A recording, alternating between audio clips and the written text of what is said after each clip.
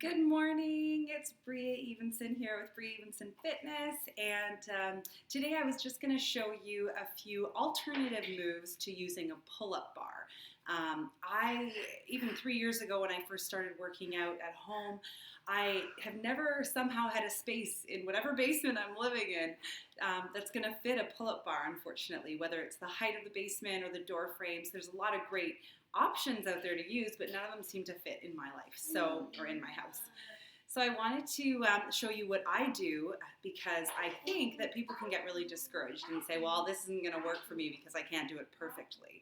But I'm going to share with you something that Tony Horton said in my first version of P90X, which was do your best and forget the rest. So sometimes we just have to do the best that we can with what we've got and move on. And I'll tell you that it has never seemed to hinder me in my progress. So I don't have a chin-up bar or a pull-up bar or whatever you want to call it, but these are 4 of my favorite moves that I'll use that work the exact same muscles to help me get the exact same experience and workout. So here we go. And pardon James. James is going to show us too while he does a puzzle. Okay. So for this one here, it's called a renegade row. And you'll want a couple of dumbbells for it. Okay, I like a heavier dumbbell in this because if you imagine you are using, like normally when you're doing a pull-up, you are using your whole body weight, right? So I have 15s here, but of course, as always, you'll want to start out low and work up to what's going to work for you. When you're working your back, you do not want to overwork, well, any muscle, but especially your back. So for the renegade row, you're going to get into a push-up position. Like this, I like to widen my feet for stability, and you're just going to isolate those muscles. You don't want to turn your hips. Now you can do them one at the exact same time for a certain amount, or you can alternate. Okay, so that's one option. Another option that I like to use, I'm just going to lift you up there. I'll take those same weights.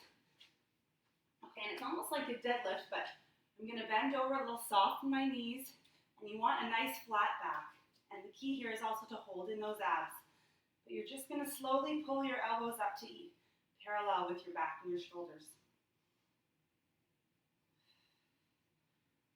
And the key is when you're working your back, in my opinion, is to go slow. You never want to hurt or overwork those back muscles. If you ever had a back injury, you'll know.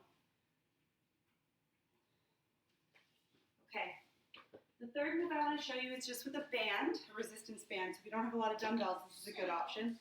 So take my band, and you're going to wrap it around so it gets a nice resistance. I believe this is a 20-pound resistance band. They come in lots of different sizes. I'm just going to stand feet shoulder width, hip width apart. You get a little bit of resistance here, and I'm just going to squeeze and hold. Hold for about 20 seconds. And again, the key here, you want to draw that belly button into your spine. And you're engaging these muscles here. This is an important part of working your core, is that you're engaging these lower muscles. So drawing that belly button in, keeping your shoulders pulled back. And this is the movement. Okay? And then the last one that I really like to work with the resistance band as well is a good option. I'll do the same position with your resistance band, and you want to make sure, of course, that you're warmed up for all your moves. But you lift your arms up and just pull down nice and slow.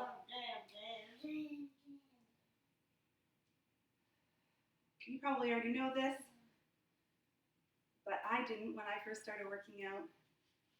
That you're breathing in on the easier part of your exercise and out on the hard part of your exercise.